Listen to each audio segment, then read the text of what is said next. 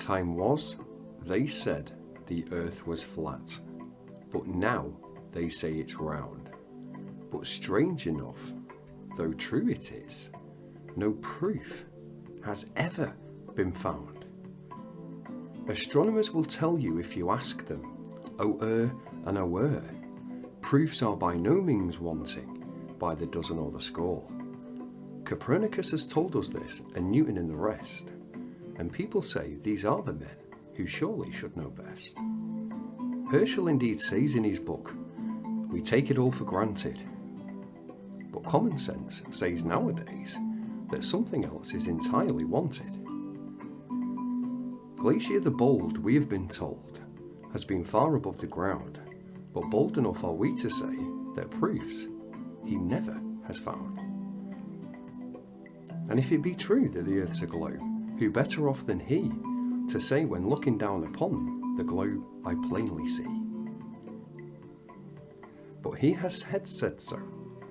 No, not he. He knows his duty better than to utter such a falsehood in the spirit or the letter. When we take his correspondence and halt his publications, we can find no mention of a globe in all of his observations. And here 'tis well to notice that if the earth is a plane, to all who view it from above, 'tis concave in the main, as though it were a wassail bowl, so large and yet so true, the horizon for its edges and its depths all tinged with blue. Thus we find that terra firma, if we take it as it looks, is far from being as it is shown to us in every single book.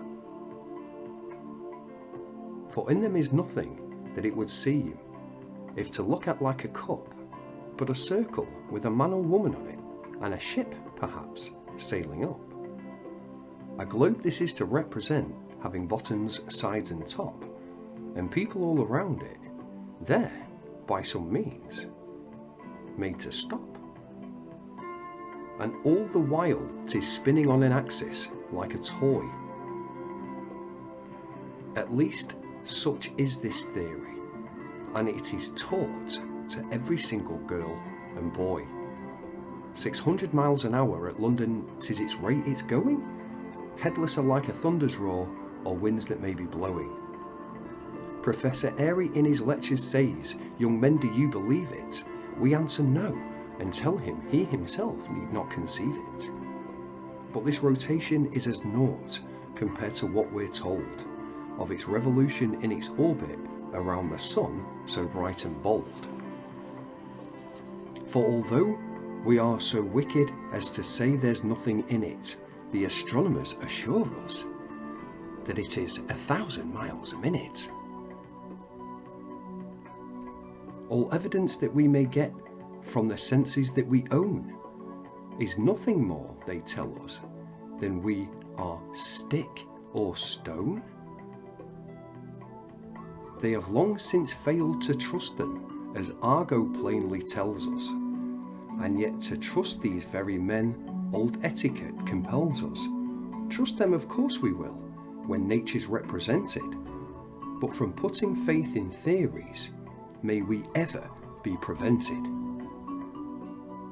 And then again, 'tis very plain that nature's always taught her suns to seek a level surface on top of the water.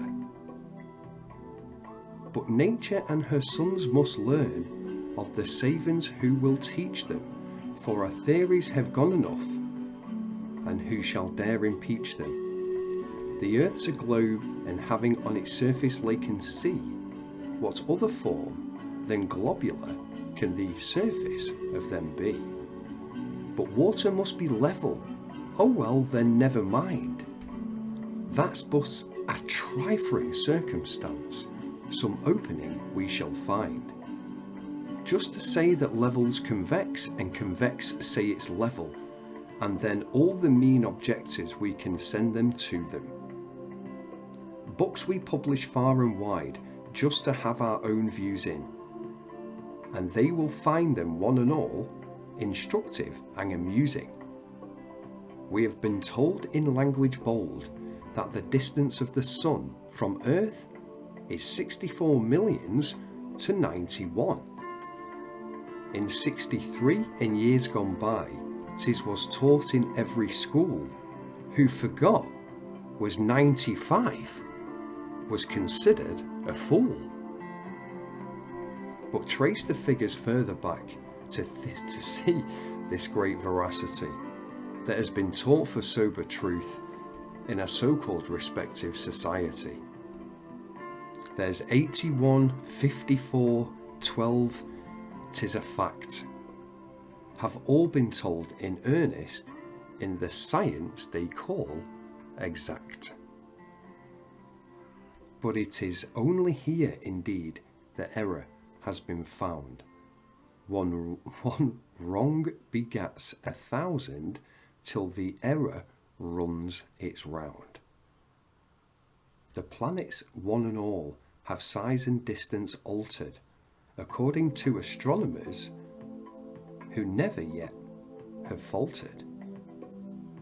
In fact, the last mistake that's found in the distance of the Sun is considered to be progress as a battle nobly won. 4 million miles is nothing when told of Earth or Mars, and when millions is the distance of the stars. The velocity of light's been told to be the millionth of a second, as though we're possible by man that such ever could be reckoned. The Sun itself, 'tis said, that's been clearly weighed and measured, and the figures of the reckoning have been kept and dearly treasured. But common sense and reason will never fail to show that this will all be mere assumption, let who will pretend to know. That real proofs there are none, or never have been found, and this massive theory undermined must topple to the ground. The proofs of the astronomers have sound but little sense, and those with reason in their minds must banish them from thence. Truth is no more nor less than itself persistent, and he who urges aught to beside must need be incontestant. The truth is mighty and shall win the crown, and then shall wear it, no matter who shall scoff and frown and say they cannot bear it. Reform begins outside the institutions that require it, and springs of honest hearts that love the truth and most desire it. A change is coming. Aware the minds of men and women who have been slaved, and from piteous delusions may spirits shall be saved. Astronomers who say the Earth's a globe must prove this, or else forever from the books of the youth they must remove it. Here then we have a riddle to the wise to be propounded, and let it not be cast aside till its depths be fairly sounded. Come tell us first then how it is, whatever else betide, that water can be level and yet convex beside. How 'tis that rivers always flow to the level of the sea, and yet the earth aware which they run in form of a globe can be. Then tell us how it is, having sides and bottoms, this globe retains the people who are elsewhere than on top of. How ships a few miles off behind the water aught they can be, when telescopes 10 times the distance will always enable us to see. How it is that lights in the distance can at night be truly seen, when if the Earth were globular, deep space would intervene. And they could not be seen at all, as they may be in the gloaming, on a level with the eye in the distance, faintly looming. How it is that sailors bound to sea with a globe would never start, but in place will always take Mercator's level chart. How it is that language always tells of the motion of the sun, if 'tis really Earth that speeds her journey ever on. How it is but there be, or soon be late there come an end to it, and so we bid in friendship, one and all attend to it. And if so solve each mystery, you should be inclined to try it. But you will, my friends, gain a prize so valuable, which money just can't buy it.